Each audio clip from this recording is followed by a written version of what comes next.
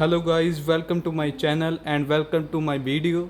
आज हम पढ़ाने वाले हैं गॉस थ्योरम, क्लास 12th का फिजिक्स का चैप्टर गॉस थ्योरम, जो कि बहुत इंपॉर्टेंट है और इसके क्वेश्चन भी बहुत इंपॉर्टेंट हो गए और ये बोर्ड एग्ज़ाम में भी आएगा। आज हम पढ़ाने वाले हैं गॉस थ्योरम। पहले हम टॉपिक देखेंगे कौन कौन से टॉपिक है। पहला टॉपिक है इलेक्ट्रिक फ्लक्स देखेंगे। फिर सेकंड है इलेक्ट्रिक फील्ड इंटेंसिटी। थर्ड इसका डिफरेंशिएट है electric flux and electric field intensity के बीच में। और फोर्थ है गॉस लॉ एंड फिफ्थ है Gaussian surface and sixth application of Gauss law and seventh होगा कुछ स्पेशल होगा। सेवन्थ इंपॉर्टेंट क्वेश्चन हो गए जो कि बोर्ड एग्ज़ाम में आएंगे special important for board exam. कुछ ऐसे क्वेश्चन जो कि आते ही है, जो कि प्रीवियस ईयर भी हो गए, ये क्वेश्चन भी कराए जाएंगे जी वीडियो में। और वेट करेंगे, आप देखेंगे वीडियो को, समझेंगे और हम स्टार्ट करते हैं वीडियो। अब हम पढ़ने वाले हैं पहला topic electric flux. Electric flux क्या होता है? इलेक्ट्रिक फ्लक्स कुछ नहीं है, it define the total electric field lines pass through a surface. मतलब एक सरफेस है, जैसे ये कोई सरफेस है जिसमें कितनी सारी इलेक्ट्रिक फील्ड लाइंस पास हो रही है, इधर से भी हो रही है, इधर से भी हो रही है और इधर से भी हो रही है। मतलब अपवार्ड, डाउनवार्ड एंड डाउनवार्ड। जो इलेक्ट्रिक फील्ड लाइन कोई सरफेस से पास होगी उसको कहते हैं इलेक्ट्रिक फ्लक्स। समझ आ गया आपको? इलेक्ट्रिक फ्लक्स वो होता है जो काउंट करता है कितनी electric field lines passes through a surface. मतलब एक सरफेस से कितनी इलेक्ट्रिक फील्ड लाइंस पास हो रही है। अब हम देखते हैं आगे इसको रेस करके। ये बहुत इंपॉर्टेंट है इलेक्ट्रिक फ्लक्स, और इसका सिंबल होता है इलेक्ट्रिक फ्लक्स का सिंबल। जे इसका सिंबल होता है इलेक्ट्रिक फ्लक्स का, जैसे फाई होता है, जे इसका सिंबल होता है इलेक्ट्रिक फ्लक्स का। और इसकी एसआई यूनिट होती है SI unit of electric flux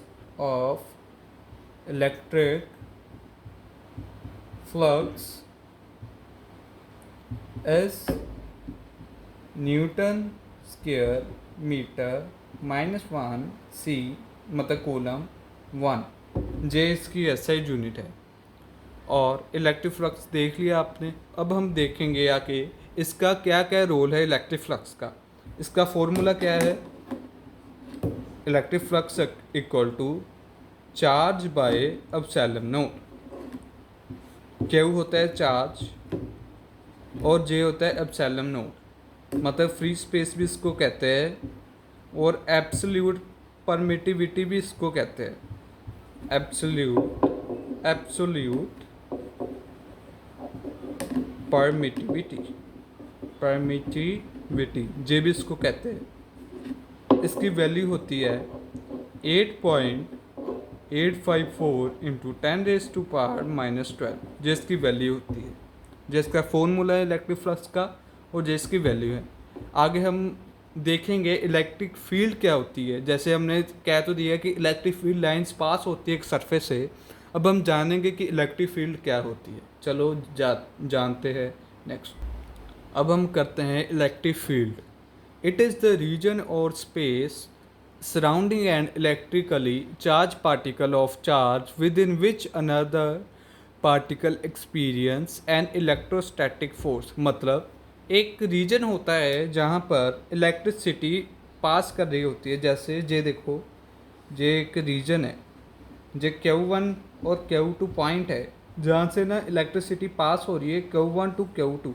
और जो ये डिस्टेंस है, जो ये एरिया है, डिस्टेंस है, इसको कहते हैं इलेक्ट्रिक फील्ड। मतलब जहाँ पर इलेक्ट्रिसिटी फ्लो करती होती है उसको कहते हैं इलेक्ट्रिक फील्ड। समझ आ गया आपको? अब हम इसका पढ़ेंगे इलेक्ट्रिक फील्ड का। नेक्स्ट हम पढ़ेंगे difference between electric field intensity. मतलब पहले डिफरेंस नहीं पढ़ेंगे, पहले पढ़ेंगे इलेक्ट्रिक फील्ड इंटेंसिटी क्या होता है।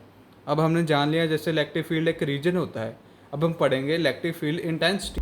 अब देखो इलेक्ट्रिक फील्ड इंटेंसिटी क्या होता है। जैसे हमें पता चल गया इलेक्ट्रिक फील्ड एक रीजन होता है जो कि जब इलेक्ट्रिसिटी फ्लो करती है, जब करंट फ्लो करता है, जो एरिया उसकी फील्ड होती है उसको कहते हैं इलेक्ट्रिक फील्ड। अब हम पढ़ेंगे इंटेंसिटी। पहले तो इंटेंसिटी का मीनिंग क्या होता है, आपने सुना होगा जैसे I have intensity to read a book, मतलब I have a strength. I have a strength मतलब इंटेंसिटी का मीनिंग है स्ट्रेंथ। ऐसे इलेक्ट्रिक फील्ड की स्ट्रेंथ है, it is strength of it is strength of electric field, strength of electric field ये electric field की strength है। और इसकी एक खासियत है, इसकी एक स्पेशल बात है कि ये पॉजिटिव चार्ज को ये मैयर करती है, मतलब टेस्ट चार्ज को ये मैयर करती है। इसकी एक और डेफिनेशन है जो कि हम लिखेंगे, it is defined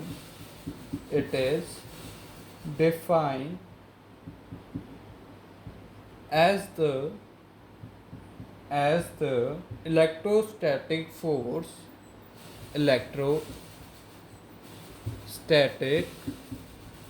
electrostatic force experienced, मतलब जो इलेक्ट्रोस्टैटिक फोर्स है experienced per unit positive charge, experience per unit positive test charge. मतलब टेस्ट चार्ज सिंपल है, पॉजिटिव चार्ज है, आप ऐसे समझ लीजिए जो पॉजिटिव चार्ज है, टेस्ट चार्ज आपको नहीं करना पड़ेगा, जो पॉजिटिव चार्ज है simple unit positive test charge, positive test charge. अब इसका फॉर्मूला करेंगे हम, पहले हम इसका सिंबल देख लेते हैं। इलेक्ट्रिक फील्ड इंटेंसिटी का सिंबल होता है ई वेक्टर, इसको ई वेक्टर नहीं कहेंगे, इसको कहेंगे इलेक्ट्रिक फील्ड इंटेंसिटी का सिंबल।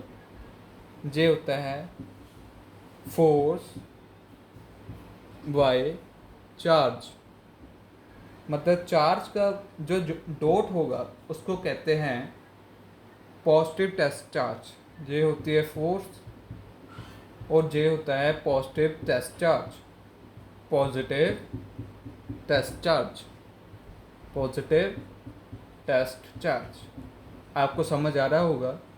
जो मैंने टॉपिक अभी कराया है वो तो सिंपल है, डेफिनेशंस है, आगे हमने करना है अभी हम थोड़ा करेंगे आगे, थोड़ा डिफ़िकल्ट भी करेंगे।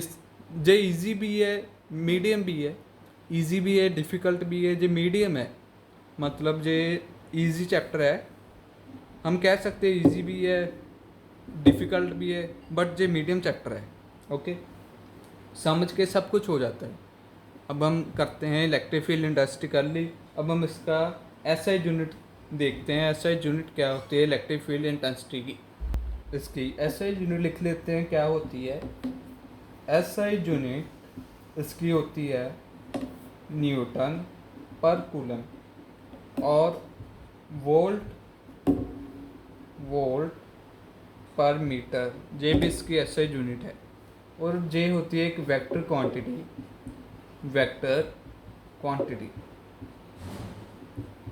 इलेक्ट्रिक फील्ड इंटेंसिटी एक वेक्टर क्वांटिटी है जो कि both magnitude and both direction को मेजर करती है। और जो इलेक्ट्रिक फील्ड है वो भी एक वेक्टर क्वांटिटी है, और इलेक्ट्रिक फ्लक्स है एक स्केलर क्वांटिटी है। अब हम इसका डिफरेंस पढ़ेंगे, electric flux between electric field intensity. अब हम electric flux and electric field intensity के बीच में डिफरेंस पढ़ेंगे कि इसका डिफरेंस क्या होता है, जो बहुत इंपॉर्टेंट होगा बोर्ड एग्ज़ाम में। सीबीएसई और पीएसईबी में बहुत इंपॉर्टेंट क्वेश्चन आता ही आता है। चलो हम देखते हैं electric flux and electric field intensity का डिफरेंस। इसका पहला डिफरेंस है इसकी definitions. It measure the total electric field line through a surface. हमें पता है कि इलेक्ट्रिक फ्लक्स जो होता है वो इलेक्ट्रिक फील्ड लाइन को मेजर करता है जो सरफेस से निकलती है। It measure the total electric field lines through a surface. And electric field intensity, it is the strength of electric field, मतलब जो स्ट्रेंथ होती है इलेक्ट्रिक फील्ड की जो एक्सपीरियंस करती है force per unit positive test charge.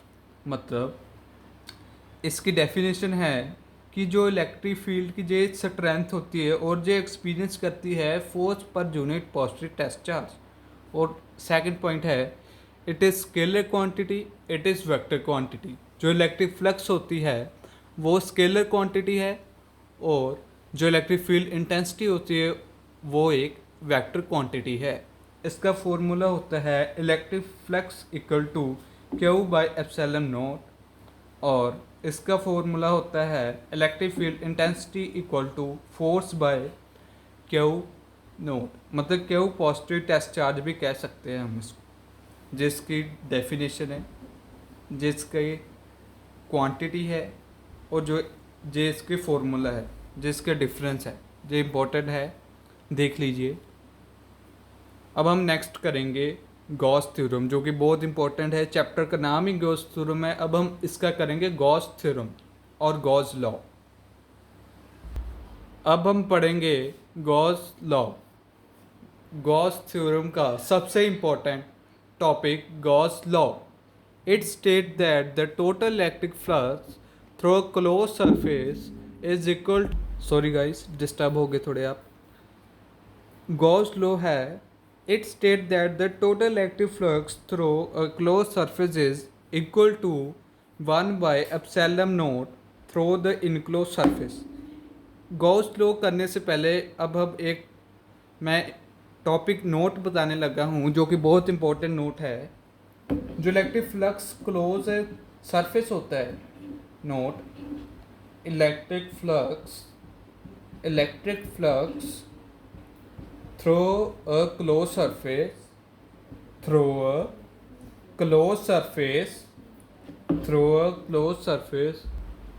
electric flux through a closed surface जो होता है वो इससे डिनोट होता है, जो तो पता है आपको, इससे डिनोट होता है। और इसका फॉर्मूला होता है ऐसे ई वेक्टर डी एस एंड जो जे आएगा ई वेक्टर जे आ जाएगा डी एस वेक्टर, जिसका फॉर्मूला होता है। अब हम गॉस थ्योरम कर रहे हैं, आप कह रहे हो कि जे क्या आ गया। जे बहुत इंपॉर्टेंट है, ये याद रखना पड़ेगा आपको, ओके। इसको अपनी नोटबुक में लिख लीजिएगा, जो इम्पोर्टेंट है। अब हम करेंगे गॉस थ्योरम, कंटिन्यू करते हैं। आगे आएगा जहाँ आएगा electric flux equal to Q by epsilon naught, जे आ गया। और इलेक्ट्रिक फ्लक्स हमें पता है इसकी वैल्यू ये होती है E vector dot D S vector. Next आएगा E vector dot by S T S vector, ये आ गया। अब इसके नीचे आ जाएगा इलेक्ट्रिक फ्लक्स की वैल्यू पुट हो जाएगी E vector D S Q by epsilon naught. अब हम डी एस की वैल्यू पुट करेंगे। पहले आपको इसकी डायग्राम मैं बताता हूँ, वेट करिए, वेट करेंगे। इसकी डायग्राम ये होगी, जो क्लोज सरफेस से निकलेगी, जिसकी डायग्राम है। अब हम इसको रेज करना पड़ेगा, देख लीजिए पहले। ये है आपका गॉस थ्योरम, ये डायग्राम है इसकी, और ये पूरा गॉस थ्योरम ये प्रूव हो गया है। अब हम इसके थोड़े क्वेश्चन बाद में करेंगे। अब हम पहले पढ़ेंगे गॉसियन सरफेस क्या होता है। क्या पढ़ेंगे? गॉसियन सरफेस क्या होता है। चलो देखते हैं गॉस लॉ। गॉस लॉ हमने देख लिया। अब देखेंगे गॉसियन सरफेस क्या होता है। It is an imaginary close surface embedded in electric field. जैसे एक इलेक्ट्रिक फील्ड है, जैसे एक इलेक्ट्रिक फील्ड है जिसमें इलेक्ट्रिक फील्ड लाइंस पास हो रही है, और एक जो क्लोज्ड है एम्बेडेड जो सरफेस है उसमें जो इमेजिनरी लाइन जो पासेस हो रही है, जो देखो imaginary line electric field line जहाँ पास हो रही है और इमेजिनरी लाइंस जहाँ पास हो रही है, और ये जो इमेजिनरी लाइंस है इसको कहते हैं गॉसियन सरफेस। समझ आ गया आपको गॉसियन सरफेस क्या होता है? The expression for electric field intensity obtained by applying coulomb law, मतलब कूलम लॉ भी obtained हो सकता है, इसको कहते हैं गॉसियन सरफेस। ओके, अब हम नेक्स्ट देखेंगे, देख लीजिए आप इसको अच्छी तरह से देख लीजिए। अब हम देखेंगे Gauss theorem for close surface. पहले हमने देखा था गॉस थ्योरम क्या होता है, गॉस लॉ क्या होता है, डेरिवेशन की थी। अब हम देखेंगे क्लोज सरफेस। क्लोज सरफेस जैसे कि एक सर्कल हो गया क्लोज सरफेस जो कि क्लोज्ड है, बंद है, और इलेक्ट्रिक फील्ड लाइंस पास हो रही है, एक इमेजिनरी लाइंस पास हो रही है। जैसे कि ओ पॉइंट है, ओ से लेकर एक स्ट्रेट लाइन जारी है और क्यू एंड पी है। ओ पॉइंट है, ओ से लेकर एक लाइन जारी है और जो क्यू एंड पी है। ओके, अब हम एक कंसीडर करेंगे एक इलेक्ट्रिक चार्ज है जो कि सिचुएटेड है एक सेंटर स्फीयर पे जिसका रेडियस होगा आर। हम पहले लिखते हैं consider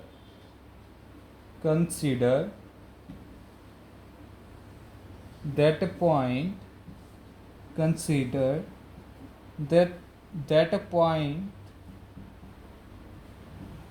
electric charge, that a point electric charge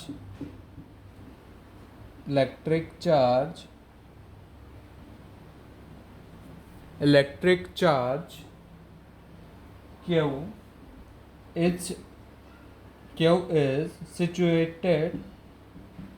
is situated at the center of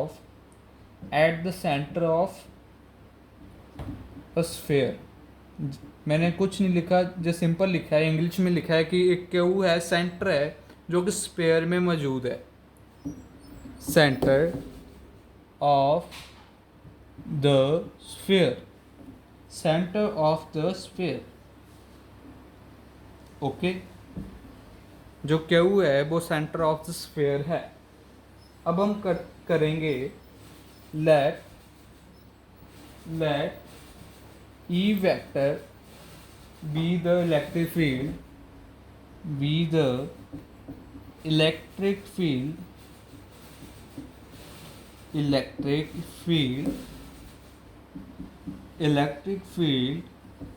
at point P on the surface,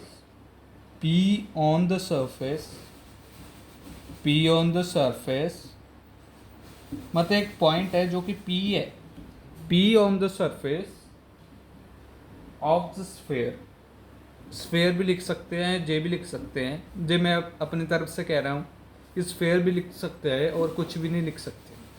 consider that a point electric charge Q is situated at the centre, मतलब Q एक charge है जो कि centre में लाई कर रहा है close surface के at the centre of the sphere, और हमने एक ई वेक्टर लिया है जो कि electric field at point P on the surface है। समझ आ गया आपको? अब हम डेरिवेशन स्टार्ट करेंगे। पहले हम इलेक्ट्रिक फील्ड इंटेंसिटी का फॉर्मूला लेंगे। जे आ जाएगा electric field intensity E vector, जे आ जाएगा 1/4πε0 Q R square dot R vector, ये आ गया। ओके, अब हम देखेंगे जो आर वेक्टर है वो एक यूनिट वेक्टर है अलोंग एपी, एक यूनिट वेक्टर है अलोंग एपी, जहाँ पर आर आएगा, पी गलती से लिखा हो गया था मुझसे, जहाँ पर आर आएगा जो एक यूनिट वेक्टर है, जो देखो देख पा रहे ओ पी के बीच में एक यूनिट वेक्टर है, जो आर वेक्टर है वो एक यूनिट वेक्टर है between O P, line O P. Okay, you understand.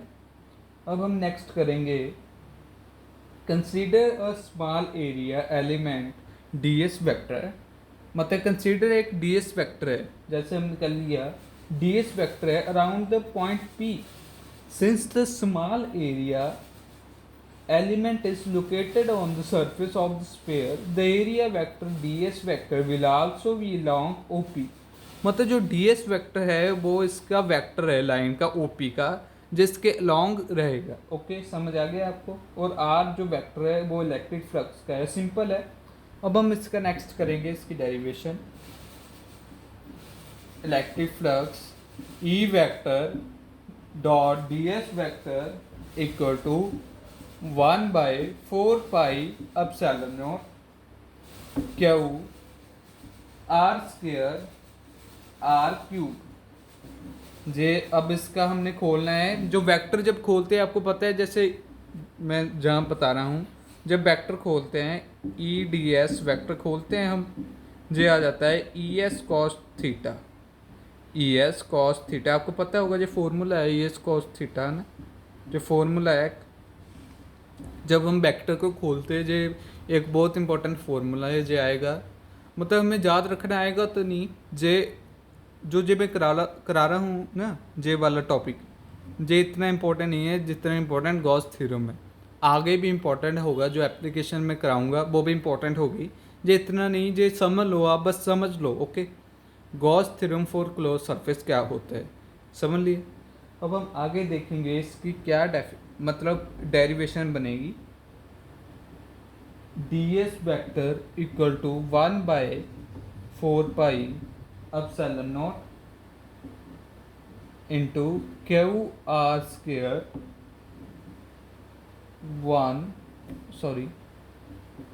1 D S cos theta.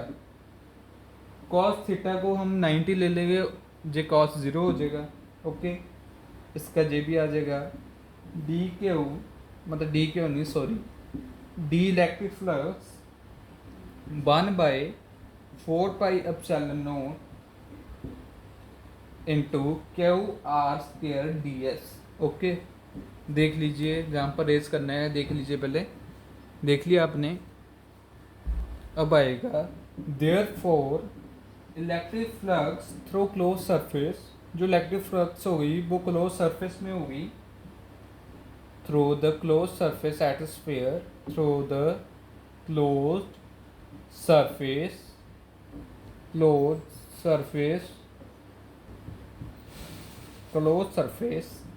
Eight the sphere. अब मैं लिखने जा रहा हूँ, इलेक्ट्रिक फ्लक्स होगी equal to D S D Q, sorry Q नहीं, S 1/4 pi epsilon naught Q by R square D S. जे आ गया, देखो जे इलेक्ट्रिक फ्लक्स है, जे डी क्यू मतलब डेरिवेटिव ऑफ इलेक्ट्रिक फ्लक्स ऐसे आ गया। जो इंटीग्रेशन आ गई, integration due to S 1/4 pi epsilon naught into Q R square dot D S. Okay, you understand. Next we find the, इसको हम ऐसे कर रहे हैं 1/4 pi epsilon naught Q R square integration of D S. अब हम integration of D S को लिखेंगे 4 पाई आर स्क्वायर, जैसे हमने गॉस थ्योरम में किया था। क्यों किया था 4 पाई आर स्क्वायर, क्यों लिखते थे, हमने अभी तक किया नहीं, सॉरी, मैं बताऊंगा आगे। 4 पाई आर स्क्वायर हम क्यों लिखते हैं, क्योंकि ये होता है surface area of sphere of radius, मतलब surface area of sphere 4 pi R square होता है। Okay, you understand. Next we 1/4 pi epsilon naught Q R square into 4 pi R square 4 pi R square equal to Q by epsilon naught. मतलब ये prove हो गया। Prove electrostatic, prove Gauss theorem in electrostatic, Gauss theorem in electrostatic. मतलब electrostatic पता कैसे आई है? जैसे हमने फॉर्मूला किया था, आपको याद होगा, कूलम लॉ का किया था ना, 1/4 pi epsilon not dot Q R square. Okay किया था ना? ऐसे ही इलेक्ट्रोस्टैटिक में हमने बताना था Gauss theorem in electrostatic of close surface. Electrostatic आपको समझ आना चाहिए, आगे समझ। ओके देख लीजिए एक बार। अब हम इसके अगला टॉपिक करेंगे इससे, जो कि होगा coulomb law from Gauss theorem. Coulomb law तो आपको पता है बहुत इजी है, गॉस थ्योरम भी इजी है। अब हम करेंगे coulomb law from Gauss theorem. Okay अब हम करेंगे coulomb law from Gauss theorem. अब हम आपने देखा है जो स्फीयर है, मतलब क्लोज स्फीयर है, होलो स्फीयर नहीं है, क्लोज स्फीयर है। होलो स्फीयर मतलब खाली स्फीयर। जो क्लोज स्फीयर है जिसमें 2 पॉइंट चार्ज है Q1 एंड Q2, जो कि प्लेस्ड है ऑफ पॉइंट, मतलब at point A and B, जो प्लेस्ड है at point A and B, जो कि प्लेस्ड है point A and B at distance are.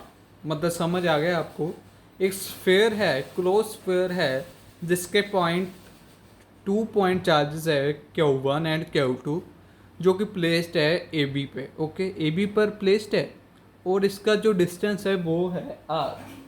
Okay अब हम पहले इसकी मतलब लिखेंगे। Consider that, consider consider that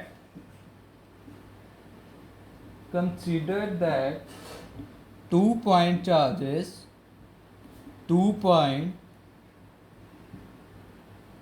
charges, 2 point charges of plus Q1 and Q2 at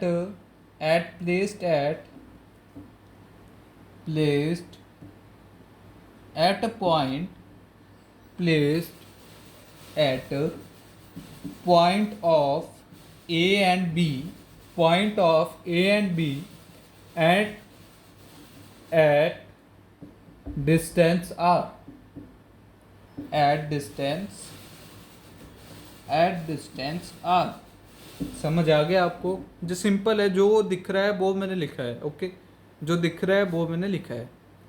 अब हम आगे इसकी करेंगे डेफिनेशन, मतलब आगे हम इसको प्रूव करेंगे, डेरिवेशन करेंगे, not definition, it's derivation. Okay force equal to Q2 E, Q2 E। To find E हम अब इसकी इंटीग्रेशन करेंगे EDS डॉट EDS Q1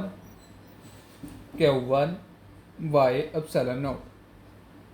इसको हम 1 मान लेंगे।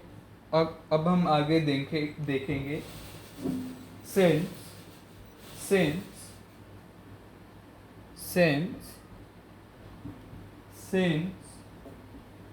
E vector is parallel to DS vector. जो E वेक्टर है वो DS वेक्टर के पैरेलल है, और E dot DS equal to EDS, E dot DS equal to EDS। hence integration of EDS, जे देखो ना, E dot DS vector equal to EDS, मतलब हमने वेक्टर हटा लिया, EDS आ गया। ओके जे आ जाएगा EDS इक्वल टू Q1 epsilon naught, Q1 epsilon naught. अब हम आगे इसका इंटीग्रेशन जहाँ पर आ जाएगी Q1 epsilon naught equal to E integration of ds।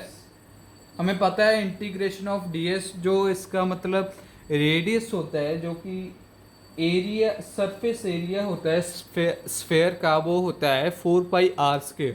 मतलब इंटीग्रेशन ऑफ ds जो होता है वो होता है सरफेस एरिया ऑफ स्फेयर, जो कि होता है 4πr²। अब हम इसकी वैल्यू पुट करेंगे, देख लेंगे Q1 epsilon note E into 4πr² into 4πr², जो कि आ जाएगा E/4πr² Q1 r²। देखो कुछ देखा देखा सा लग रहा है ना, जे आधा हुआ है अभी, जे कूलम लो थोड़ा हुआ है, अभी और होगा। जे देखो कूलम लो बन गया ना। अब आएगा फ्रॉम इक्वेशन, सॉरी थोड़ा सा गलत हो गया, नहीं सही है, इसको मान लेंगे सेकंड इक्वेशन। अब हम करेंगे फ्रॉम इक्वेशन 1 to 2, मतलब 1 to 2 पुट कर देंगे। अब देखेंगे क्या आएगा, थोड़ा सिमिलर सा लग रहा है। अब जान से रेस करना पड़ेगा, देख लीजिए। अगर आपको समझ आता है तो लाइक कर दीजिए करें वीडियो को, और सब्सक्राइब भी कर दीजिए करें अपने चैनल को, क्योंकि ऐसे ही हम ग्रो करेंगे स्पोर्ट्स से, और 12th क्लास को अच्छे मार्क्स से क्रैक करेंगे, गुड मार्क्स लेकर आएंगे। Okay fine. अब हम देखेंगे from 1 to 2, from 1 to 2 we have force equal to 1/4πε0 into Q1 Q2 r², Q1 Q2 r²। Hence prove, देख लीजिए बहुत इजी है। Hence prove, समझ लग गया कैसे हमने गॉस थ्योरम से कूलम लॉ को किया, मतलब कूलम लॉ कैसे हमने डिड्यूस किया, कैसे हम coulomb law from Gauss theorem से बनाएंगे। ओके समझ लग गया।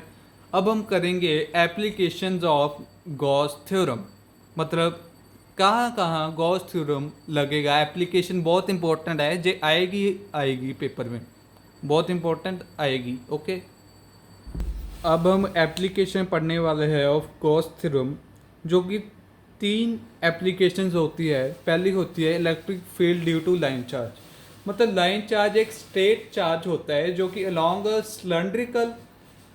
सिलेंड्रिकल शेल से निकलता है, मतलब शेल नहीं सिलेंडर से निकलता है। एक लाइन चार्ज होता है जो कि अलोंग स्ट्रेट लाइन एक सिलेंडर से निकलता है। ओके अब सेकंड है electric field due to infinite plane sheet of charge, मतलब प्लेन शीट मतलब कि एक शीट है जो कि पॉजिटिव चार्ज से भरी होती है, वो निकलती है। कैसे निकलती है electric field infinite plane sheet से, ये देखेंगे। अब थर्ड देखेंगे electric field due to uniformly charge shell of sphere, मतलब यूनिफॉर्मली चार्ज मतलब खाली जो होलो स्फीयर होता है, वहाँ से हम देखेंगे इलेक्ट्रिक फील्ड, वहाँ से हम देखेंगे electric field due to uniformly charge shell. चलो हम पहले देखते हैं electric field due to line charge. Okay अब हम देखेंगे electric field due to line charge, मतलब एक सिलेंडर से एक लाइन जा रही है जो कि पॉजिटिव चार्ज है। अब हम देखेंगे electric field due to line charge.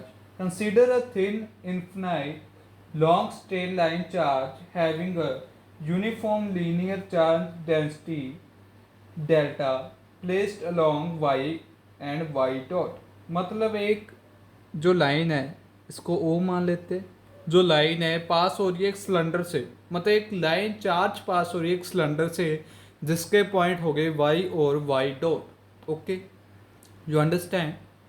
Next हम देखेंगे electric flux equal to E into curve surface area of into curve surface area of into curve surface area of cylinder. Curve surface area of cylinder. Area of cylinder. Okay, cylinder का हमने curve surface area सी ऐसे हमें पता है कि curve surface area of cylinder क्या होता है, जो कि होता है 2πRL. क्या होता है? 2πRL. Electric flux equal to E into 2πRL into 2πRL. Okay, you understand. जो इलेक्ट्रिक फ्लक्स होती है वो होती है Q बाय एप्सिलॉन नॉट. अब हम देखेंगे जो charge enclosed by the Gaussian surface है, एक जे भी फॉर्मूला होता है Q equal to lambda L. जो इनक्लोज चार्ज होता है गॉसियन सरफेस का वो क्या होता है? Q equal to lambda L. अब हम Q की वैल्यू पुट कर देंगे. Q की वैल्यू क्या है? Lambda L epsilon naught equal to lambda L by epsilon naught नहीं, ये इलेक्ट्रिक फ्लक्स है. Electric flux equal to lambda L by epsilon naught, जहाँ पर इलेक्ट्रिक फ्लक्स की वैल्यू लिख देंगे E into 2πRL, E into 2πRL lambda L by by epsilon naught, जो कि आ जाएगा E equal to 1/2π epsilon naught into lambda by R. जे इसकी हिंस प्रूव हो गया, मतलब हिंस प्रूव नहीं, जे इसका आ गया है, आंसर आ गया है. देख लीजिए, समझ आया आपको? देख लीजिए. अगर आपको कुछ समझ नहीं आता, मैं PDF भी डाल देता हूँ आपके कमेंट सेक्शन में. आज डाल दूंगा आपके कमेंट सेक्शन में PDF इसकी तैयार है गॉस थ्योरम की, देख लेना. आज नहीं तो कल डाल दूंगा, थोड़े दिनों में इसकी PDF भी आ जाएगी. ओके, देख लीजिए. अब हम सेकंड एप्लीकेशन करने जा रहे हैं. पहली थी electric field due to line charge. ये आएगी पेपर में, बहुत इंपॉर्टेंट होती है, कितने ही बोर्ड एग्जाम में आ चुकी है अभी तक. अब हम करेंगे electric field due to infinite plane sheet of charge. अब हम करने वाले हैं electric field due to infinite plane sheet of a charge. मतलब एक प्लेन शीट है जहाँ पर इलेक्ट्रिक फील्ड क्रिएट हो रही है एक प्लेन शीट पे. जे देखो, ये प्लेन शीट है और ये हमने दो सिलेंडर लगाए हैं जिसके दो सर्कुलर शेप्स है, और जो निकल रहा है वो है इलेक्ट्रिक फील्ड. ओके, समझ गए. अब हम इसके लिखेंगे consider an infinite thin plane sheet of positive charge have uniform surface charge density on both sides of the sheet. Consider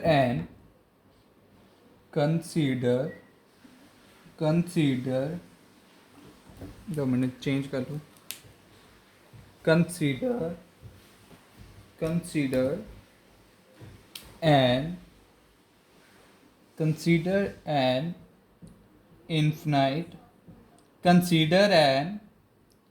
infinite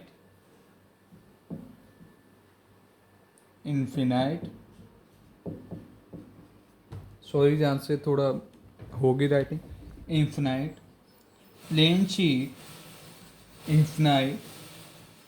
sheet having positive charge having positive charge a uniform surface charge density a uniform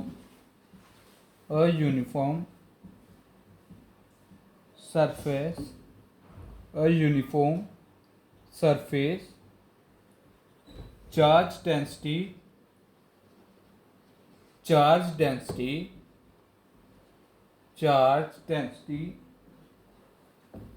this one symbol इसका है on both side of the sheet both side of the sheet. मतलब समझ आ गया, जो मैंने बोला अभी वो ही लिखा है, जो सिंपल है। अभी तो हमने करना है सिंपल, जैसे हमने पहले किया था electric flux equal to E into, पहले हमने लिया था curve surface area of sphere, अब हम लेंगे area of the circular caps of the cylinder. मतलब जो सर्कुलर कैप्स है इसका एरिया लेंगे, जो कि आएगा, पहले एरिया ले लेते हैं, area of circular circular cap of the cylinders of the cylinders electric flux equal to E into 2A। Electric flux होगा equal to Q by epsilon naught, where the Q is this one A, enclose the Gaussian surface, okay, then we put the value of Q lambda A by epsilon naught। अब electric flux की value हम put करेंगे E into 2A sigma A epsilon naught. A से A cancel हो गया, अब आ गया E equal to sigma 2 epsilon note.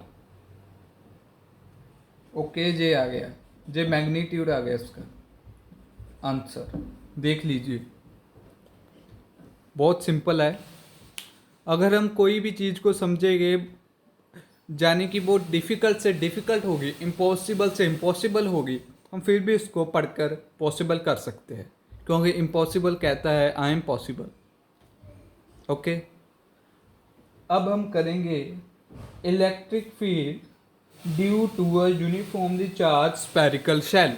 मतलब अब हम करने वाले हैं electric field due to uniformly sphere shell. मतलब यूनिफॉर्मली क्या है, सोचो क्या होगा यूनिफॉर्मली स्फीयर शेल, मतलब हॉलो स्फीयर शेल जो कि अंदर से खाली होगा, और इसमें हमने इलेक्ट्रिक फील्ड फाइंड करनी है। ओके, इलेक्ट्रिक फील्ड फाइंड करनी है। वेट, ये मार्कर चल नहीं रहा, wait minute, we change marker now. Consider a thin spherical shell of radius r and center O, let plus q be the charge on the spherical shell। मतलब consider a thin spherical shell, मतलब एक thin spherical shell है, जो दो shell देख ले होगे, नीचे वाला है चार्ज स्फेरिकल शेल, ऊपर है गॉसियन सरफेस। मतलब मैंने कहा था ना, एक इमेजिनरी लाइन है, एक इमेजिनरी सरफेस है जो कि चार्ज स्फेरिकल शेल के ऊपर आएगा, उसे कहते हैं Gaussian surface. Okay, you understand now. Consider a thin spherical shell, consider wait, marker हमारा काम नहीं कर रहा, सॉरी, डिस्टर्ब हो रहे होगे, वेट मिनट, चेंज कर लेते हैं marker. Consider, sorry guys, wait करना पड़ेगा थोड़ा। Consider consider consider consider a consider a thin spherical shell, consider a thin shell of radius r, shell of radius of radius r of radius r and center O and center O and center O, let plus q is the charge, plus q is the charge on the shell, charge on the shell, charge on the shell। Okay, अब हम इसकी derivation शुरू करेंगे। पहले हम लिखेंगे, क्या लिखेंगे, इसके 3 पॉइंट होते हैं। जैसे पहला पॉइंट होता है when when when p lies when p lies outside the shell, when p lies outside the shell, outside the shell, मतलब जो पॉइंट P है वो बाहर, मतलब उसके शेल के बाहर लाई करेगा। मतलब कि जैसे पॉइंट P है, जो देखो शेल के बाहर खड़ा है ना, मतलब खड़ा नहीं, मतलब प्लेस्ड है, लाई कर रहा है। ओके, ऐसे ही है। ओके, अब हम इसके देखेंगे। Suppose that we have calculate electric field, मतलब हमने इलेक्ट्रिक फील्ड कैलकुलेट करनी है पॉइंट P जिसका डिस्टेंस होगा r shorter than bigger r, मतलब जो देखो r shorter than bigger r। Okay, जी आएगा। अब देख लीजिए, derivative of electric flux equal to E vector ds vector. अब हम वेक्टर हटा देंगे, जे आ जाएगा electric flux of, derivative of electric flux E D S. अब इसकी इंटीग्रेशन हो जाएगी, integration of E D S. Next आ जाएगा E integration of D S. Okay, अब surface area of spherical shell क्या होता है, जैसे D S surface area of spherical shell क्या होता है, surface area of spherical shell, मतलब स्फीयर का क्या होता है, वो होता है 4πr²। क्या होता है, 4πr²। जे आ जाएगा E electric flux equal to E into 4πr², 4πr²। जे आ जाएगा, इसकी वैल्यू आएगी Q/ε0 4πr² इंटू ई। अब जहाँ से रेज करना पड़ेगा, वेट कीजिए, देख लीजिए। अब आएगा E into 4πr² into 4πr² equal to Q/ε0, जो कि आ जाएगा E इक्वल टू 1/4πε0 QR²। 4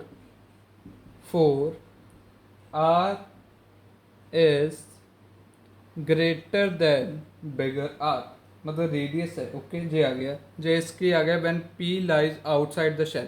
अब हम करेंगे when point P lie on the surface of the spherical shell, मतलब सरफेस पे, जो सरफेस है, सरफेस पे लाई करेगा पॉइंट P, तब इसकी डेरिवेशन क्या बनेगी, देखते हैं। अब चलो देखते हैं। अब इसको रेज करना पड़ेगा, वेट अ मिनट। अब हम करेंगे जब पॉइंट P लाइज करेगा ऑन द सरफेस। चलो अब देखते हैं। In such case the area of the Gaussian surface is equal to the surface area of the charge spherical shell, मतलब जो सरफेस एरिया होगा, जो एरिया होगा गॉसियन सरफेस का, वो surface area of charge spherical के इक्वल होगा। मतलब स्फेयर का सरफेस एरिया होता है 4πr², मतलब 4πr² होता है। अब हम देखेंगे जो E होएगी, वो होएगी electric field, electric field at point P, electric field at point P, जे होएगा। अब हम देखेंगे E into 4πr² equal to Q/ε0, जो कि आएगा E equal to 4πε0 QR²। 4R equal to bigger R। Okay, अब आ जाएगा E इक्वल टू 4πε0 QR²। ये इसका आंसर आ गया। ओके, जब P सरफेस पे लाई करेगा, जो इसका आंसर आ गया। देख लीजिए एक बारी। अब हम करेंगे when point P lie inside the spherical shell. देखेंगे जब पी पॉइंट होगा वो इनसाइड द स्फेरिकल शेल कैसा होता है, मतलब इसकी डेरिवेशन क्या आएगी, क्या होता है। ओके चलो देखते हैं। अब हम देखेंगे जब पॉइंट पी लाइज करेगा इनसाइड, मतलब अंदर करेगा स्फेरिकल शेल में। In such a case the Gaussian surface through the point P will not enclose any charge and hence according to Gauss theorem.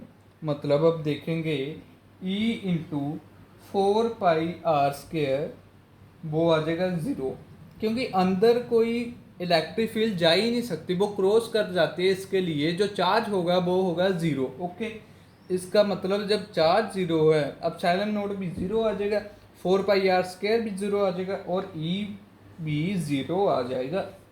ये इसका आंसर आ गया है। Okay you clear? Clear guys? अब मैंने जैसा कहा था, हमने कितनी टॉपिक किए, जे भी टॉपिक कर लिए, जो मोस्ट इम्पोर्टेंट टॉपिक है। अब हम थोड़े को कोई क्वेश्चन डिस्कस करेंगे, इंपॉर्टेंट क्वेश्चन डिस्कस करेंगे कुछ, फिर इसके बाद हम वीडियो को एंड कर देंगे, क्योंकि आज वीडियो बहुत ज़्यादा लंबी खींच गई है। इसके लिए अब हम थोड़े से क्वेश्चन डिस्कस करेंगे, लिखेंगे नहीं, डिस्कस करेंगे कौन सा इंपॉर्टेंट हो सकते हैं। ओके गाइस, अब हम डिस्कस करते हैं। अब इसके बाद वीडियो का एंड होगा। हम पहले इंपॉर्टेंट क्वेश्चन को डिस्कस करते हैं। पहले तो इंपॉर्टेंट क्वेश्चन आएगा कि इलेक्ट्रिक फ्लक्स क्या होता है, और डिफरेंस आएगा electric field intensity between electric flux. फिर आएगा गॉस थ्योरम, सुन लीजिए। फिर आएगा Gauss theorem along enclose surface, enclose surface का आएगा। फिर आएगा एप्लीकेशन ऑफ गॉस थ्योरम। क्या आएगा? Applications of Gauss theorem. ये कुछ इंपॉर्टेंट क्वेश्चन थे। फिर आएगा state and prove that Gauss theorem, expression देगा electric field due to uniformly charge pair, जो कि हमने अभी किया था। चार्ज पेयर जब पॉइंट इनसाइड होगा, आउटसाइड होगा, ऑन द सरफेस होगा। ओके, ये इंपॉर्टेंट क्वेश्चन है। अगर ये आपने कर लिए एग्जाम के लिए, आप पास हो, मतलब पास की, आप तो टॉप पर हो। ओके चलो, good bye, see you in the next video, जो कि धमाकेदार वीडियो होगी इलेक्ट्रोस्टैटिक की, फुल चैप्टर की इलेक्ट्रोस्टैटिक की unit. Okay, thank you for watching my video.